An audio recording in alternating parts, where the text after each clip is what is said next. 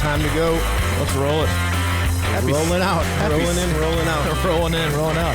Happy Cinco de Mayo to you folks. It's May 5th. It's a Thursday.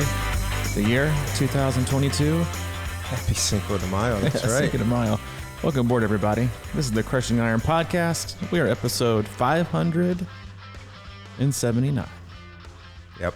And a big shout out. I mean, I know I said it's Happy Cinco de Mayo, but Happy Mother's Day to all the moms out there, to our moms specifically who share the same birthday. Coincidentally enough. Yeah. Happy birthday to the moms, all the moms out there, and hope you have a wonderful Mother's Day weekend. And for those of you that still celebrate Cinco de Mayo, like you're 20 and in college, have a good time. That was always like one of my favorite post-college, and when I mean post-college, I was there for like a year, big events, because I mean, hey, it's all about drinking margaritas, Mexican food, and a good excuse to have some margarita in the rocks and a couple Coronas. So if that's your deal and you can enjoy it, get out there, have a good time, enjoy yourself, and then get ready for the Ironman World Championships from 2021 in St. George, Utah, which will be all we talk about today. Enjoy that race on Saturday. Soak it all in. We'll go through a few of the course things, the pro field, how to watch, maybe even what to pay attention to, and then cap the weekend off with an amazing Mother's Day. And for you F1 racing fans like myself, they'll be in Miami. So anyway, it's your first time tuning in. Welcome. We appreciate you giving us your time. You know, you have still into this? Still into it, man. I'm all in. Really? Hey, yes. I love it, dude. I'm getting really into it. Hayden gets into it. It's a nice little bonding thing for he and I, even though I can't stand his favorite driver. So it leads to a little bit of smack talk. But anyway, it's first time tuning in. Welcome. We appreciate you giving us your time. We know you have a lot of options in the triathlon podcast universe and just podcasts in general. Your time is very valuable. We appreciate you tuning in today. We cover it all. We'll do swim, bike, and run specific podcasts. We'll do race recaps. We'll also do race previews like today.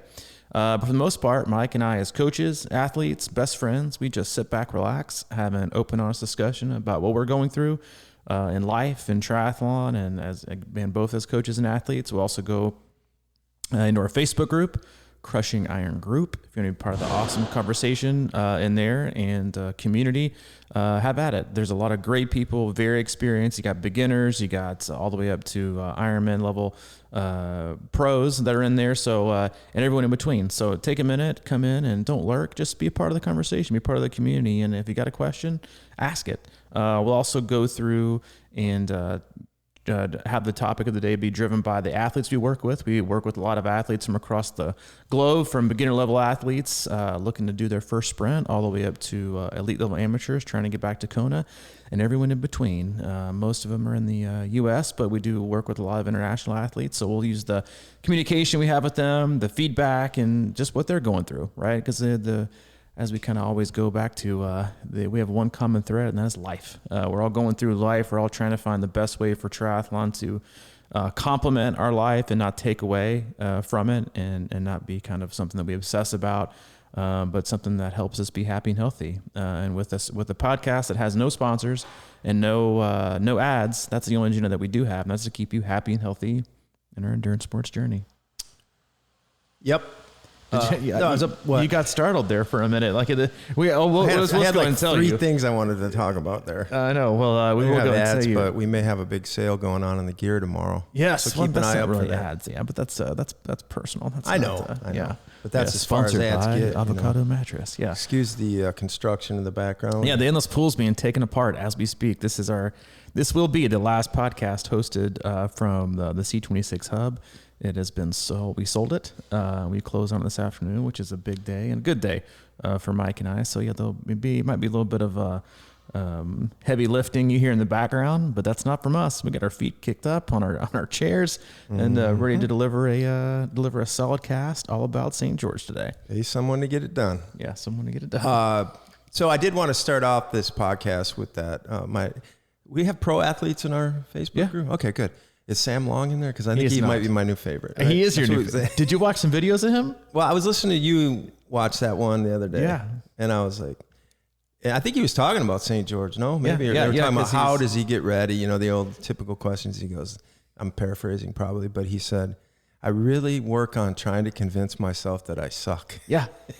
I just thought that was so awesome. Yeah. Even if he's in really good form, which you could tell, like he feels like he's in really, really good form. And by all accounts from watching some of those other videos and things I've read, he's in really great form. And I will say, like, if, I know you don't follow the pro field near as much as I do. And I know a lot of athletes don't, but follow him. And it's a great weekend. But yeah, he's an interesting. I might check him out this weekend. He's an interesting dude, man. He was he the guy that got out there with Lionel that one. He ran shoulder to shoulder. Yeah. Yep, at St. George. Yeah, I was impressed. Yeah, he ran shoulder to shoulder with Lionel. Lionel ended up getting him like the last maybe quarter mile. But yeah, he's an up and comer. He's an American. He's young. I think he's like 24. He's got a big personality, but he's kind of like an old school hippie, kind of like from what he was saying in his video and kind of his vibe. I think it rubs people the wrong way sometimes, but I'm the opposite. I'm like old and I'm young at heart. I was gonna say, yeah, you guys are kind of like flipping like the alpha and omega. They're flipping the script, but yeah, he is he's a fun listen, very articulate, very well spoken, and you can tell he's just genuine, and that's what I really like about him. He's just very, very, very, very good Lord. You think they were dismantling it with a screwdriver and a crowbar? Very articulate, and he's going to be a lot of fun to watch. He's one of the guys I'll definitely talk about going through, talking about the pro field. But what about that concept a little bit? Of convincing yourself you suck? Yeah, I mean, like it's the opposite, or it's sort of on the heels of the Keenley quote we always talk about.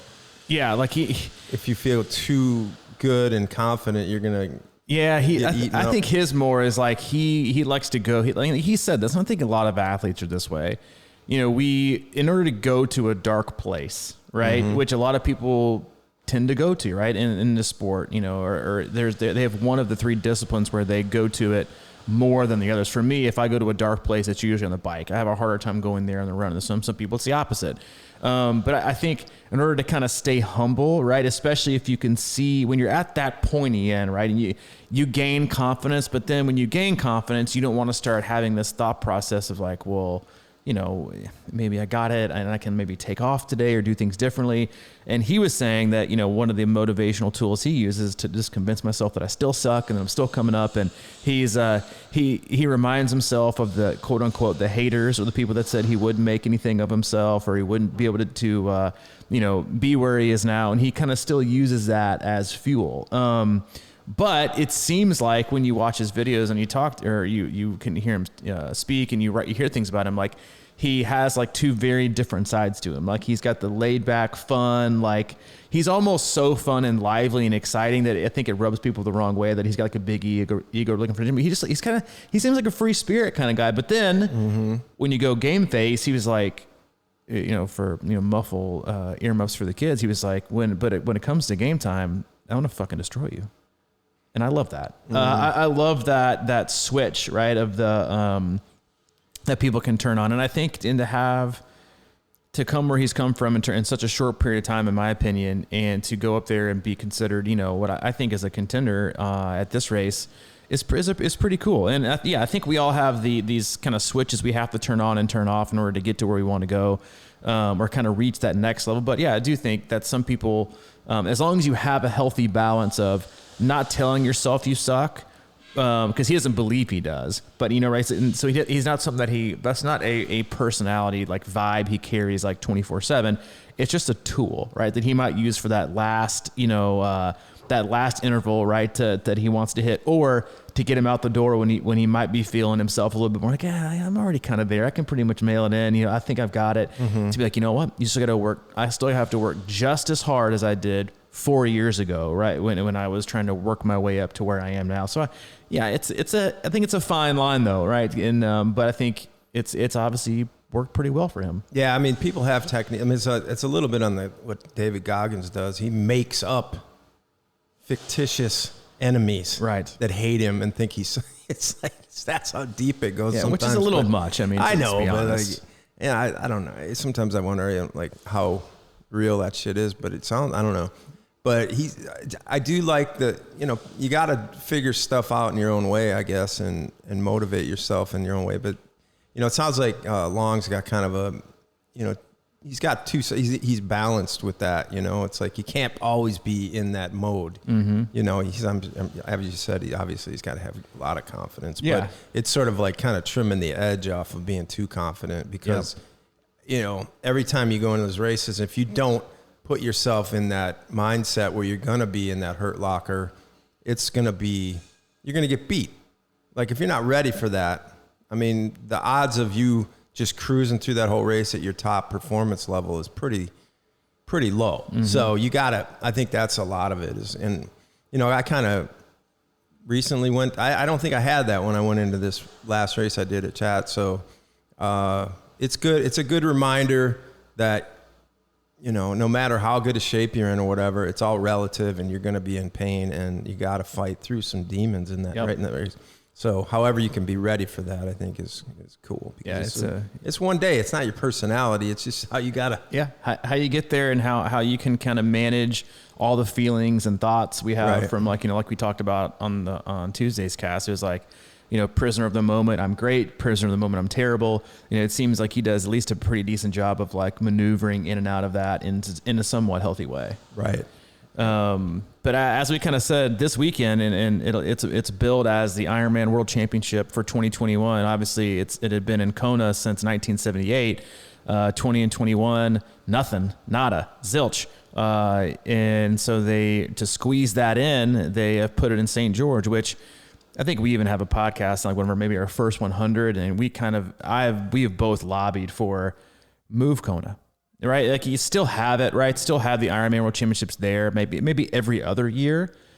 But in watching, like, you know, honestly, I haven't been this excited about a World Championship since 2019, right? Because it's the last time we had one. I do think that, but watching, like, some of the pro videos this week, they've all said that in order to win Kona, you have to be a specific type of athlete, right? Like, and we've discussed, like, if you look at the trends, you have to be super, super lean. You have to be able to handle the heat really well. Like, and not everyone's like that, right? Not everyone's built that way. Not everyone's built to handle that. So in my opinion, it's not always the greatest athlete on the planet that wins it. It's the best athlete that has the ability to handle Kona well that wins it, right? And so that's why I think this race is so spectacular. And even it's been interesting to hear the pros say how different this race is going to be, because no one's raced it. Right, like they've done a full in St. George for some of the 70.3 courses there. They had the 70.3 Worlds there last year they competed in, but for the most part, it's all brand new, right? It could be chilly. It's going to be dry versus humid. It could still be really windy. The bike course is significantly more challenging. To me, the run course is even significantly more challenging. And I think it's a harder course. I know, obviously, like, everyone will make the arguments for you know, Kona and the wind and the humidity and the heat, but the other thing about it is how early in the year this is, and that was something watching Sebastian Kienle, who, if you don't know about him and you're fairly new to sport, he's the man. Like, he is such a genuine guy. Like, I watched a video of him yesterday. This is his last year racing pro, and I'll be pulling for him hard. But he said something super fascinating. A few things. One, it's so early in the year, right, that most people have it's all new, right? The course is new and the date is new. Like, most people who have been to Kona and been successful, they know what a perfectly executed or built out Kona build looks like. Right. They've done it before. They know the cycle, right? This one, we're talking May here, right? We're not even halfway through the year. So different training cycle, different conditions, different demands. The course favors, you know, it's going to be a hard run, but it's going to be more suited towards, I think, stronger type runners, which could even the playing field out a little bit from speedy runners, because it's going to be so hilly. And the conditions are going to be totally different. So I think it's really, really exciting to be able to watch the pros take on this. And he also said something I thought was fascinating, which applies mostly only to pros and not age groupers. But he said courses don't. He said this course isn't harder than any other course. Each course is hard. He said the athletes make the course hard. As a pro, because it's how they race it and how hard they push from the front and who's there and what happens, which I thought was really interesting to hear, is that he said the course doesn't make it hard. The athlete makes it hard, right? By how prepared you are, how not prepared you are, how fast you have to go to catch the front pack, and how different the dynamics are for the professional field. But it's this Saturday, it's in St. George. And if you watch any of the videos or seen pictures of it, it's an unreal, gorgeous, like beautiful place that if you can go to it and you can kind of absorb it and go, then I would go and visit and see what it's all about. It's picturesque. It's gorgeous. And this is coming from a guy who who's a huge fan of water, who loves the ocean, who loves the beach. But seeing the pictures there make me want to go. And I think I've heard a lot of people, we have a bunch of athletes there. And they've all said it's just stunning. It's absolutely gorgeous. So I wouldn't be shocked. I think it'd be hard to kind of flip the script and do Kona one year, St. George next, because then it puts, the Ironman, quote unquote, World Championships in, in North America every year. Which, if you're going to rotate it, you would think you'd eventually go to to Europe and some of the other countries to make it a little easier to be a quote unquote World Championship in other parts of the country. But I wouldn't be shocked. I think it'll be interesting. In terms of how to view it, you can go to Ironman Live or Ironman Now. I think it is on Facebook. They really do, honestly, a pretty good job of streaming it. I actually enjoy watching that better than I enjoyed watching the outside TV coverage from Oceanside. And then you can also watch it on Peacock. I think that starts airing at 8 a.m. Eastern. Peacock is, I think, an NBC affiliate, whereas NBC, maybe a streaming service. But you can watch it online there. I encourage everyone to watch it, whether you have friends racing there, or you're just tracking people from home, or trying to watch the pro race.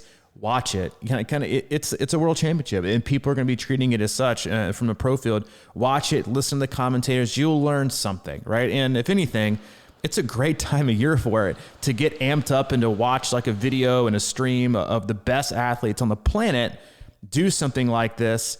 And have it be in May, right? Because everybody gets amped up watching Kona in October and the season's over. Use this if you want. Hop on the trainer, right? If you're stuck inside and watch 6 hours worth, and get a good ride or do something. But use it if you need it to kind of jack up the rest of the year.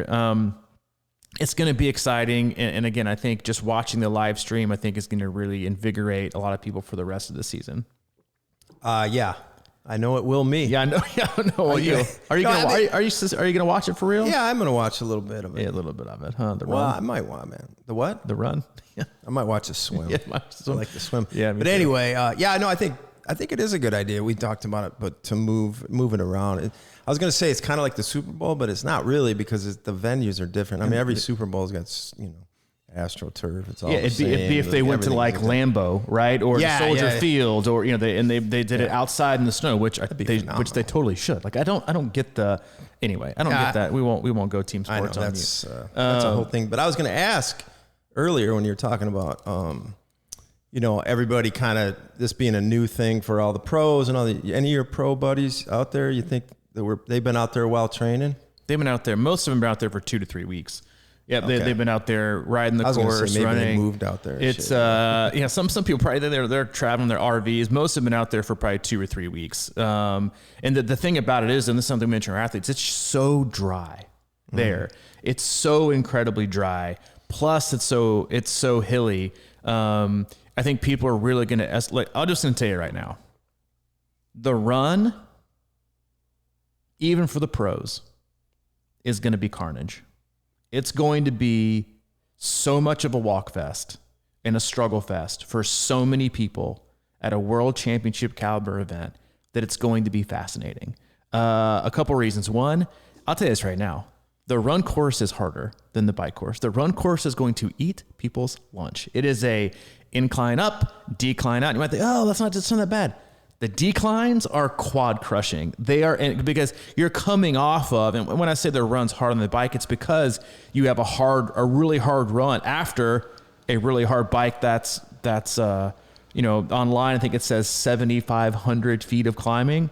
I had listen, you can take the Ironman, PDF for what it's worth.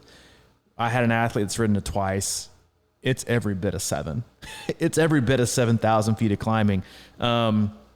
We'll go over the course in a minute, but yeah, I do. I think it's all the pros are out there trying to get acclimated, trying to get the gear in, because again, it's going to be, I think, in the mid 80s, but it's a dry mid 80s, but it could also be super windy. So a lot of things are going to come into play here. I'll talk to the pros. I'll talk about the pros here for just a minute and kind of how I see the race kind of playing out. Then we'll talk about the course in general, things more applicable for kind of age group athletes that maybe heading out there or thinking about doing this race. In the future. But the first things first, honestly, the biggest thing about the pro field for this race is who's not going. Jan Frodeno, injured. Patrick Lang, injured. Lucy Charles Barkley, injured. I think Laura Phillip, I think is her name, is injured. There's a lot of top level pros that aren't going to be there. Javier Gomez, sick.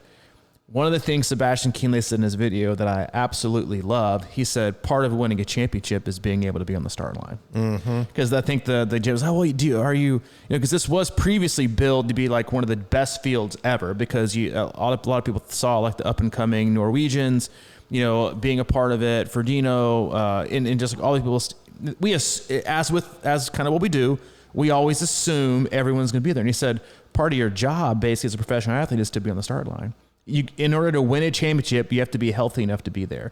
And so, so it doesn't matter. You can only race who's there, and part of your job is to be there. And I think it's a great message too for even age group athletes, is that if you can make the start line of an Ironman, you can already check one box for a W, right? Because you made it to the start line fit, healthy, and hopefully fresh, right? You're not sick. You didn't have a bunch of injuries. Hopefully you're mentally prepared.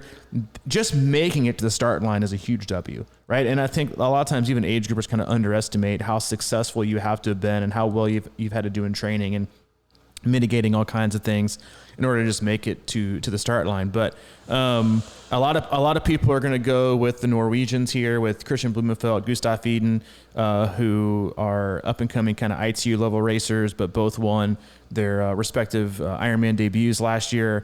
And a lot of people are going to be going for Lionel Sanders. He's pretty much everyone's favorite. I'm going to tell you something right now that I find very intriguing going into this race, because from what I heard this week, Cameron Worf is going to race. So if you don't know about Cam Worf, he might not be your favorite personality kind of guy. He was a collegiate rower, then came over to, not a collegiate rower, an Olympic rower, came to triathlon. I think he beat Lionel Sanders in Ironman Copenhagen last year. Now he races for a professional cycling team. He was just in the Paris-Roubaix 2 weeks ago. And now he's going to turn and do the Ironman World Championships in St. George. And when I say racing for a professional team, he could very well be in the Tour de France this year. As that level of a cyclist, I think it's going to be fascinating to watch how far back he comes out of the water.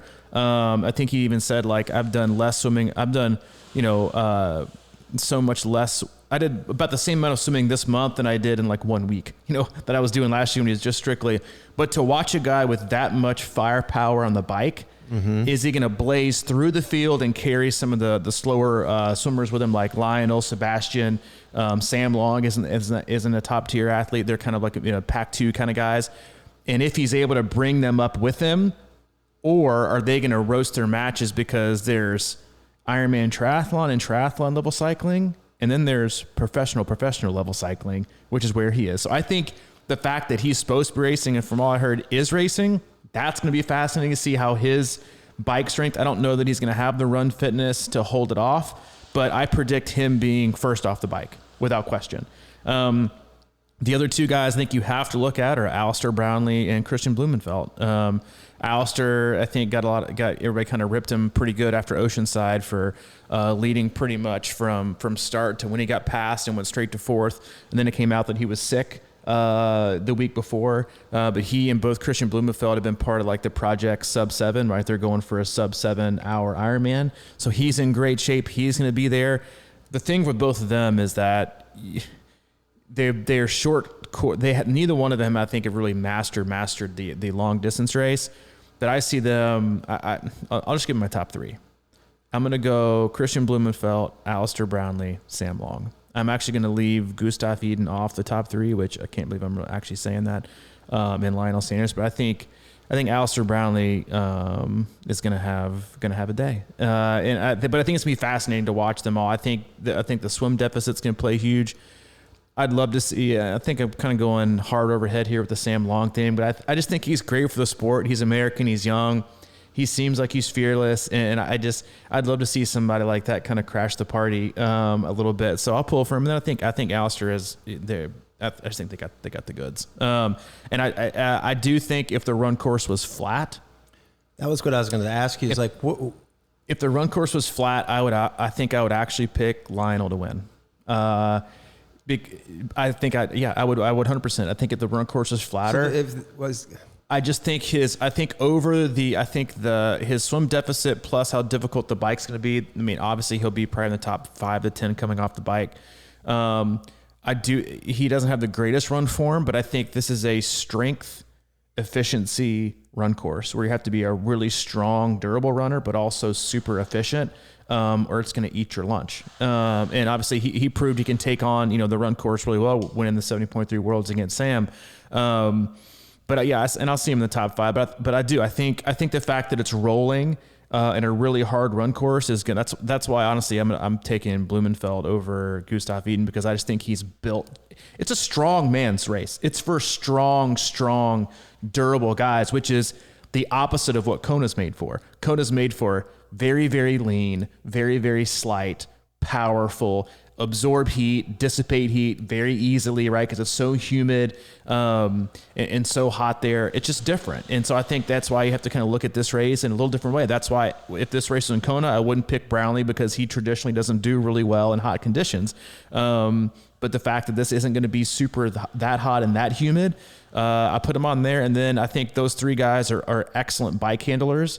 And I think the descents coming off both the huge climbs, with the fact that it could be very, very windy, are going to play a huge part in who wins the day. It's how much time is given away on some of the descents, because some of those guys are going to be, they're just going for broke. Like they're going to be head down. Watching Blumenfeld's interview earlier this week, he was like, I was just trying not to get blown over the road. Like I was just staying on my bike because it was that windy. Women's field. Go ahead. I was just going to ask the Gustav. Mm-hmm. I thought he was kind of a strong dude, he's the man. Okay. I mean, not putting him on the podium is, I'm it's risky. Yeah, I mean, I'm gonna put him on there. Yeah, you're gonna put him on there. I saw him race once. Would I be shocked if he won? No, I wouldn't be shocked if he won by a few minutes. Right? I just that's what you make predictions. I'm like the weatherman. I can't really, I don't have a job doing it, so I can just kind of say what I feel. Yeah, is that what we think? 80s for high up there? Mid 80s, I think, for the high. Yeah, dry, could be really, really windy, but it's changed a lot in the last 24 hours. But yeah, he could. I mean, I wouldn't be shocked at all if Gustav won at all. Period. It's a great course for him too. It's going to depend if he could hang. If he can hang on the bike. The other big thing about the difference between this course and Kona is a freaking draft fest from the top end to the bottom end. Mm-hmm. The age group race is obliterated with it's all drafting. It's 100% drafting. Even in the pro field, Kona, drafting. Like they're at their quote unquote legal distance, right? But you still get a benefit even from the legal distance. This race will not be a draft fest because 2 reasons. One, the climbs, but most importantly, it's the descents. The descents and the turns are where you will break off and that rubber band will snap, and you might have a good group together of 4, 5, and 6. And, you think about and I've been in a race like this before. Like, you think about a race like Wisconsin, right? Mm-hmm. You're coming around, you're coming in hot, you're going up, you're going down, you're making turns. You could hang with somebody, maybe stick in there and, be just off the back of the legal draft zone. And then you kind of hover on your brakes a little bit too much, and then you slow a little bit too much on the turn, and they're gone. Yeah, that rubber band is snapped. So there's not gonna be any free rides, right? And that's what I'm saying. Like even with Cam Worf, probably coming from the back, even to hold on to him at the level I think he's gonna have, you're gonna have to burn some matches, and I can't wait. It's gonna be so awesome to watch because it's going to eat people's lunch, and you're going to see people. I think you're going to see both pros in these top level age groups struggle like you've never seen struggle before. And that's interesting about Worf too, with the bike handling.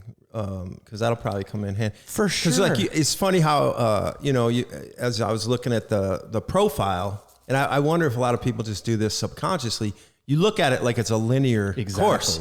So you don't think about like, oh, those hills don't look too bad, but you don't see any of the turns or anything coming off of the little peaks and valleys in there. And like, there's always these false flats and weird things going on in that course. So it's like, you just see it as this straight ride, and it's so like not. That's like you look at a Wisconsin course. There's like a zillion turns on that thing, but it's just like, oh, it's just it doesn't look too bad. Yeah, a downhill isn't a downhill with a turn.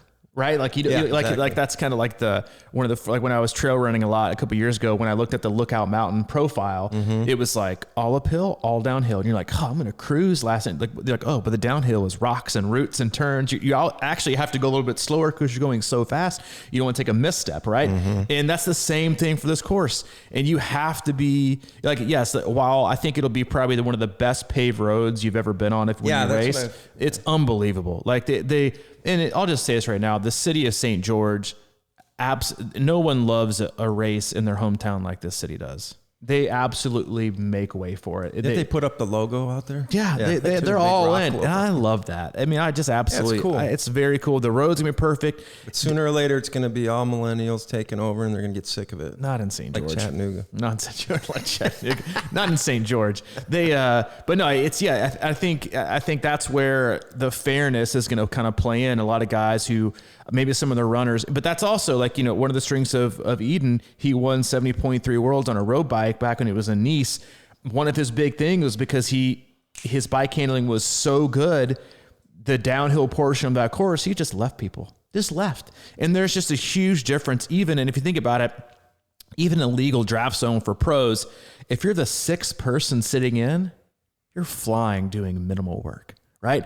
But once that rubber band snaps and pops, it's telling you, it's going to be so much more fascinating to watch all the different groups, because it's not going to be a train of 7 or 8, and how quickly does Worf bridge his gap to the front? How big of a deficit does Sam Long have? How many matches does he burn? Because the coolest thing about him is watching his run form come along to where he can run. He can't run with maybe Gustav and Blumenfeld, but he can run with the rest. So I think it's going to be really fascinating to see how those dynamics play out, and then the patience to know, like, all right, because that's what it is. You watch the patience happen. You watch them go through the process, and you watch them thinking, all right, do I go or do I sit back? Because that's so-and-so. Maybe it's Cam Worf blind by you at mile 80, and you're thinking, all right, at this point, he's probably going to gap me by 5 minutes. Is it worth me going with him and trying to get an additional few minutes? Or I know I'm going to catch him, so I'm not worried about him, right? Which is why it's I think so fascinating to watch the pros race, because they'll let some people go. Like, everyone used to let Starkey go because they'll know they're going to catch him on the run, right? They're not worried about him. I think they will be worried about Worf to an extent, depending on how far back his swim is. And then most importantly, who he comes out with. Like, if he comes out with Sanders, Long, and Kienle, you're talking about 4 of the best top 6 cyclists that are going to be racing. You don't want to give them a lead, because they'll start working together. But yeah, I do. It's going to be really, really fun to watch. Because the bike course is so hard, and then the damage that's going to happen on the, it's a very tricky, challenging course. And I love what you said. It was a great point about, you look at the profile like you're riding the trace, right? Like it's point to point, no turns, no stop signs, no red lights, no aid stations, right? You see people pop off the back all the time at aid stations. Like, they slow down a lot to pick up water, and the other person just goes, right? You see it happen all the time on like a pass on the races. One of the guys slows down to grab a cup of water. The other guy's like, fuck it, I'm going for it now. Blaze past him, pops that rubber band, and see you later. Right? Because once you gap somebody like that, it kind of mentally, you think, like running shoulder to shoulder with somebody or biking in a group, you have like you gain confidence, right? Because you're just running with somebody, you're biking with the group. But once that goes, and you're like, okay, maybe maybe third's okay. Right? Maybe I can hang in for third. And so you start to play those mental games. So, and then the run, obviously, I know I'm kind of going all over the place. I'm just excited. It's gonna be. Sorry, I cut you off going into the women, but I know. Sorry, it's just gonna be so much fun to watch. And going back to the women, I'll just say right now, I have zero idea. They've lost so many top tier. Daniella Ryf, it's hard to bet against her, even though she's kind of been what she would consider, I think, by her standards, off since she started going to be self-coached. But if there was a course for her, this is it. Because she will handle her bike well. She is strong, she is durable, and she is fast. Some of the other athletes, especially on the bike, when you think about how light a lot of these females are that are on the professional end, how tricky it might be on that descent, depending on the wheel set they use and how gusty the wind is and how fast they're going. You don't want to give up time for her. The biggest one for me is Ann Hogg. I honestly believe, as long as she's healthy, and she's shown this at the last 2 Ironman World Championships that she's won, if she's got 10 minutes, but if she's 10 minutes behind, she's probably still going to win. She's just that good of a runner. I think the course profile suits her really well. And then in terms of anyone else, it's hard to go against Hogg and Ryf. They'll be on the podium, and then if I had to guess another one, I'd probably say Laura Phillips, probably, or maybe no. I think she's out. I'd probably say Lisa Norden. Even though I think she might implode on the bike, she'll probably lead off the bike. But there's a couple Americans that could do well. It's the women's field is just not super deep, which is really unfortunate to watch and to get excited about. But the whole day, yeah, it's one of those, like, a world championship's a world championship. You still get the prize purse, you still get the title. You may not call it Kona, but like you said, it's all about who shows up. And I love the fact that it's somewhere different. I think it's fresh. I think it's exciting. And you know what? This seems like the city really, really wants it, which a lot of people get the vibe that Kona isn't really, it's welcome, but with strings attached, you know, like it used to be. So I think that's... I always get kind of excited. One of my things I used to do when I lived in Nashville was, my big thing was like going out to little dive places and discovering new bands that might break, because Nashville, obviously, and that happened several times. I would see somebody that nobody knew about, and then, maybe 6 months later, they're kind of in the mainstream or breaking some records and stuff. And that's what I always like to watch for these kind of races, is see somebody that's been training under the radar, like that, the girl who won, was it Boston or New York or whatever? She was like a little barista or something and just doing all her training in the background, and nobody paid attention. I always look for somebody like that to kind of emerge. It's always kind of interesting to see, like, well, I don't know. I'll just do my thing, and nobody knows about anything, and all of a sudden somebody emerges. And that, I suppose that happens most times. It's like, oh, now we have a new. Yeah. But that's why I think how early of the season it is. Like that's why I think it's so fascinating, because a lot of these athletes haven't done anything. Like they haven't done something big or something. That's training in warmer weather all year. Yeah, they've been. This has been their focus since last, September. And they've just been a nice slow build. They haven't done anything that's kind of like piqued anyone's interest, or they're just kind of like flying under the radar. Local that lives there, or something that it's a pro that might be. There could definitely be some age groupers like that for sure, and that's why I think having done this course before is a huge benefit for everyone. It's just one of those things where, that's why I love the unpredictable nature of it. And I think it's I think it's awesome for the sport. I get it. Like, get the NBC Kona Crawl Fest and how it became so popular. But, triathlon and racing is about pushing yourself, right? And challenging yourself. And, and having hard conditions, like, this checks all the boxes, right? So it's well, not only that, it gives, like, if it moved around a little bit, it would give more people to get engaged, a chance to get engaged with the sport, and maybe not spend $10,000 to go, right? Because you got to go for a week, or you got to go. It's like people would be all over. And honestly, like, and $10,000. Yeah, it's just like you got to go for a week. You got to go for 8 or 9 days. Got to fly out there. But honestly, if you're going to make it a world championship, you got to rotate it. Like you have to go to one of the, make an Ironman Frankfurt, right? Like a challenging hard, don't go to like, a flat ass European course. Make it a hard one, but go to Ireland, go seriously, go internationally. If it's really a world championship, make it something that's international, right? Like have people like, just like 70.3 Worlds rotates every 4 years, basically.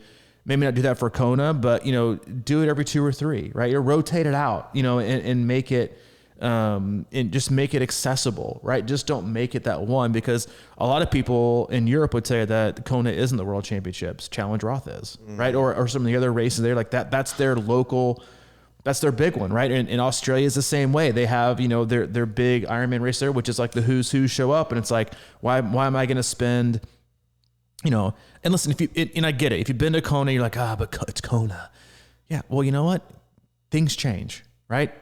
It's fine to adapt. It's fine to progress. And to be honest with you, yes, getting to Kona and qualifying is harder than the courses, because you have to have a lot of luck. You have to put a lot of work. Kona is also a gigantic freaking draft fest. It's so unreal how strung out it is on race day. I've heard people say, because we've had a lot of athletes that do it. They're like, it's hard to not, because you're the way they do the waves. You're so spread out in single file. There's so few turns. It's the course. It's like, where are you going to go? Right. It's just, or you just sit in. So it's like, it's a celebration, right? For most people, which I get it, but this is going to be a totally different dynamic. So watch it, absorb it. I think one of the biggest things, and kind of going back towards, the age group race in general and the race itself, is the water is going to be a bit chilly. Yeah, it's going to be a bit chilly.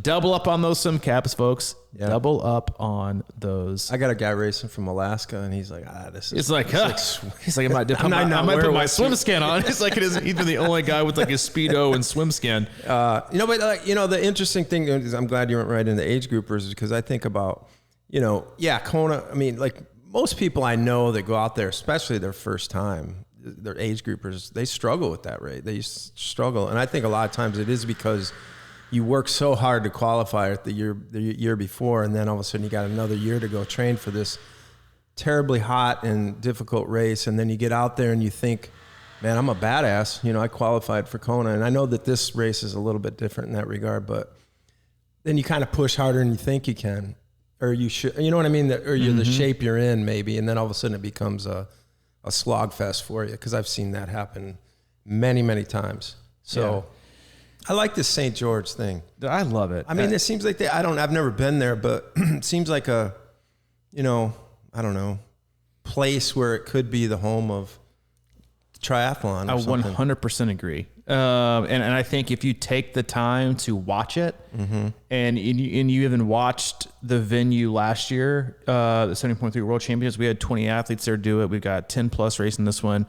They'll all tell you it's absolutely phenomenal, and it's gorgeous. It's absolutely gorgeous. Yeah, there. It looks beautiful. And so I think if you are at least open-minded, then if you want to disagree, it's fine. But I'm just saying, if you're open-minded about how perfect of a place it is, then, maybe the time of year isn't that great, but be open-minded and check it out. But the water is going to be a bit chilly. It's going to be brisk. A couple things of note, double up on the swim caps.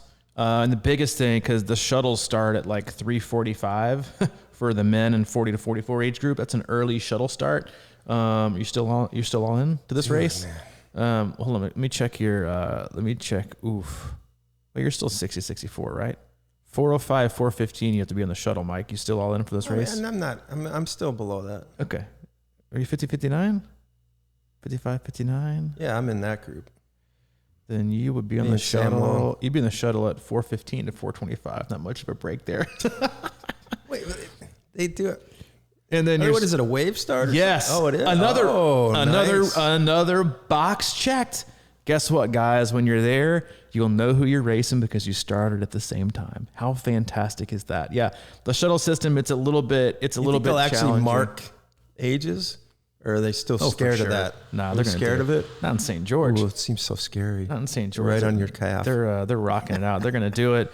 It's gonna be the early start again. It's gonna be at the show's 3:45 for the men, 40:44, and it goes back. Some of the female 45:49 shuttle at 4:55. They don't get in the water until 8:06. So about an hour and a half after the hour and 45 minutes. What time's the race start? After the pros, 6:15 a.m. in the morning. Yeah. What do you mean in the morning? How long have you been doing this? It starts at 6:15. Yeah. No, I'm out. You're so old. I'm not. I mean, the older I get, the earlier I should be getting up. Exactly. So I mean, 6:15 for for that level at 6 in the morning. Pros. 6:15. Yeah, not us, but pros. 6:15 for the pros, and then wave start after that, which I think is absolutely fantastic. Thank God they're doing wave starts again, at least here. So double up the swim cap. Stay warm pre-race morning. Again, a couple of things. Stay warm because it's going to be chilly. I think it's like the 50s, and then the other thing is going to be. Take your nutrition with you when you're fueling. Most people kind of wake up and have this like, hey, I know when I wake up I have this. Like, well, if you're not going to get in the water till 8 o'clock, space it out. Get there and then maybe readjust your nutrition and make sure you're eating at the same time you would maybe on the shuttle, right? Or when you get there, like take something portable, but definitely make sure you're warm while you're waiting. Take some throwaway clothes for your morning clothes back, some sweatshirts, sweatpants, whatever it is. Double up on the swim cap, and then highly recommend obviously taking fueling with you, but then the biggest thing is take a cold bottle of water with you and then dump it down the back of your neck once you get your wetsuit on to kind of take that shock away, because there are going to be people who don't make it out of the water. I'm just going to tell you right now. They're too cold. Yep, there are going to be people pulled from the water because they are too cold, and they are going to hyperventilate. It's going to be too cold for them. They're going to freak out because of that. They're going to start taking the real short, shallow breaths, and it's game over because it's so cold.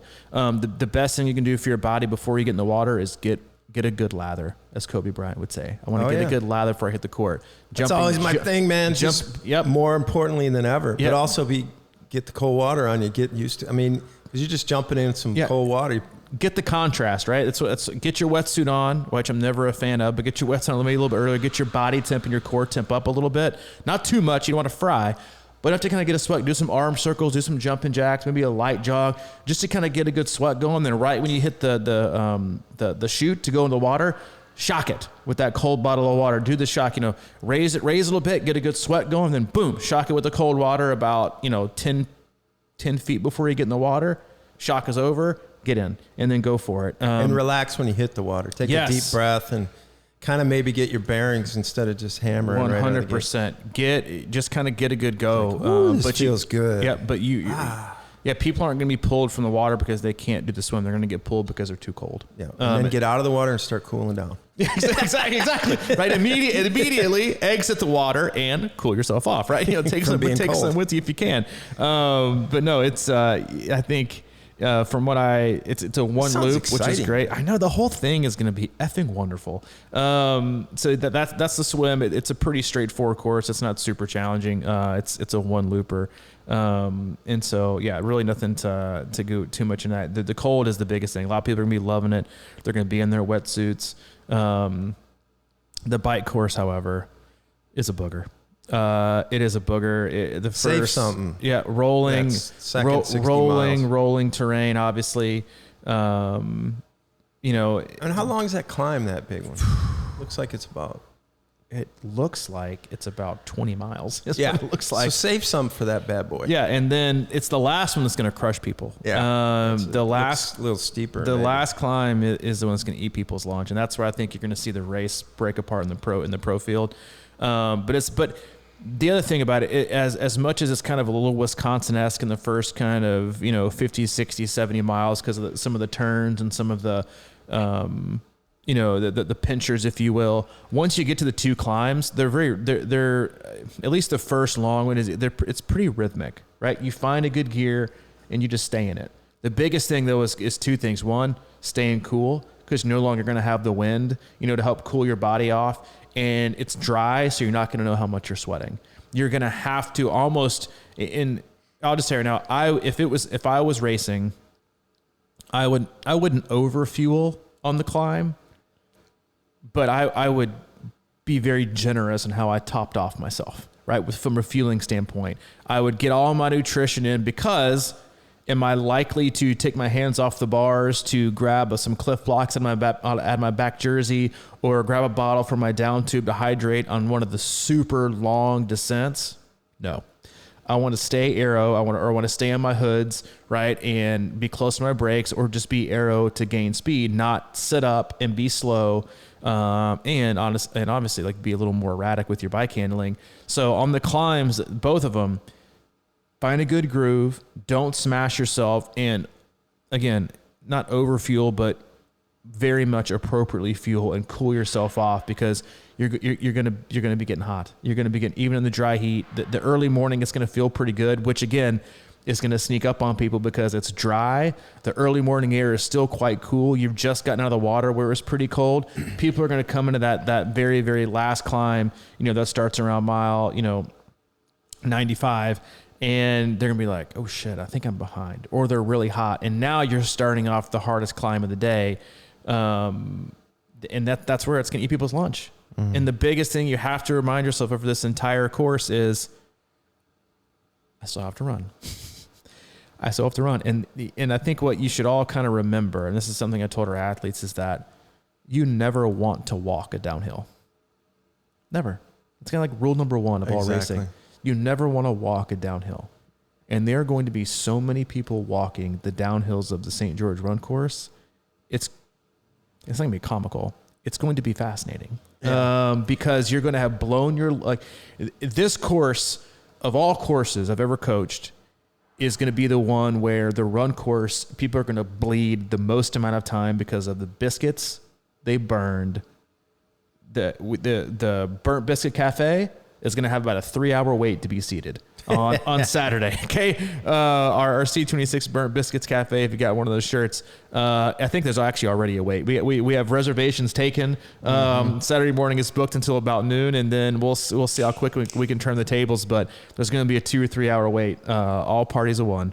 And so don't be that. We don't want to see you. We don't want to see you Saturday. Don't come to Burnt Biscuit Cafe. Yeah. And on the top of that, you said that you're going to see people walking the downhills on the run. And I think the analogy for me here is that because there is a lot of elevation, is don't walk the downhills on the bike either. Yeah. Right. You know what I mean? Like, yeah.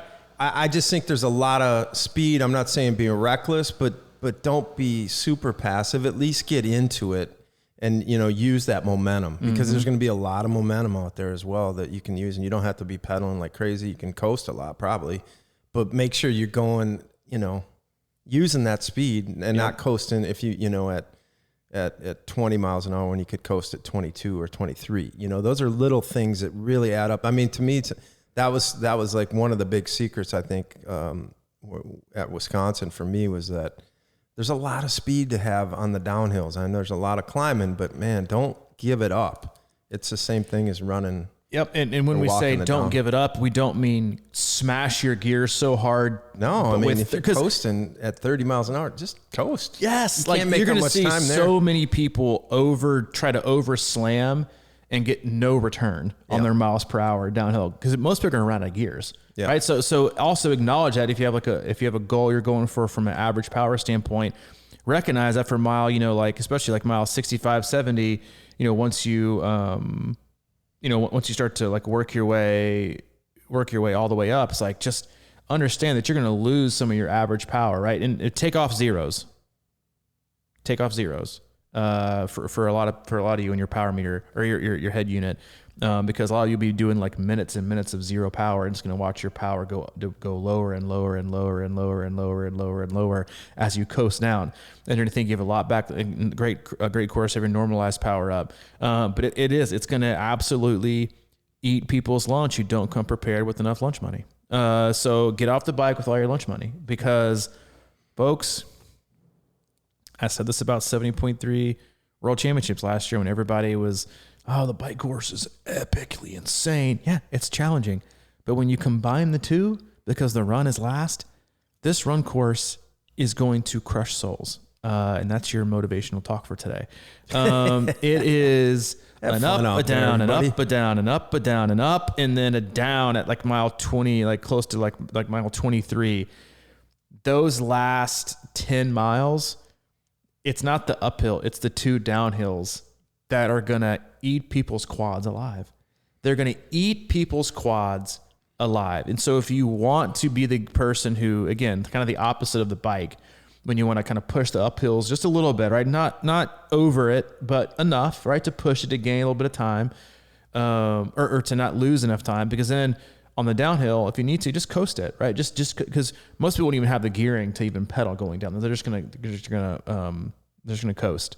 On the run, it's the opposite. Slow roll it as much as you can, on the uphill, so you can run the downhills and use, physics in your advantage. I'm telling you, I can't wait to watch. I can't wait to watch. Me either, man.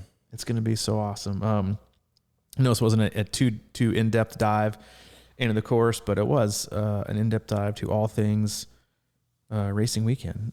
First and foremost, good luck to everybody. Be safe, have fun, do your best. Please pace yourself, and just be patient. You can't be patient enough. More people are going to bleed time on this run course than any run course. So don't be a bleeder. don't be hemorrhaging. We don't want to see you, and we definitely don't want to see you Saturday at the Burnt Biscuit Cafe unless you come in around 3, 4, 5, 6 o'clock. After you're done with the race, then we'd love to have you. The meal's on us. As always, we love you. We appreciate you. Head over to our website, c26triathlon.com. It's our one-stop shop for all things coaching, camps, and community. If you're looking for coaching for the rest of the year, head on to the coaching tab, peruse our roster of coaches, find the one that fits best for you. And then you had more of an update about gear, you said? Yeah, I guess technically it would be tomorrow. I'm going to put up, we're going to have a little sale of some kind. Whip up a little sale. For the weekend, but it's only going to be for the weekend. Yep. And because we've got a lot of stuff going on here. And then the next time the gear will be available to pick up will be at Chat 70.3, I believe. Because we're just going to go through the sale, ship it all out, and then whatever's left will be down at our booth. Be at the expo. Yeah, be at the expo. Trying to clean out. I appreciate your help with that. Clean out, make it easier in our travels. We so appreciate come out and it. see it. Yeah, we appreciate it. We love you. If you need anything from Mike, you can find him, CrushingIron@gmail.com. And you need anything from me specifically, I'm at c26coach@gmail.com. Yep. Hit him up if you're a biochemist and you want to be on the podcast. Biochemist. Seriously. For all you people who try, we'll just vent super quick. We get so many emails for people like, I'd love to be on your podcast. I love it. And like, what do you like about it? Crickets. Crickets. I found it on the podcast. And if you're going to ask to be on people's podcasts and you love it, check your font. Because you can always tell when people like make one or two, like the first 2 lines are like font 8 and the rest of it's like their copy and paste of like font 12. And you're like, come on, man. Like if you're not going to pay that much attention to email, what kind of attention are you going to pay to the podcast? So, see ya. Good luck, everybody.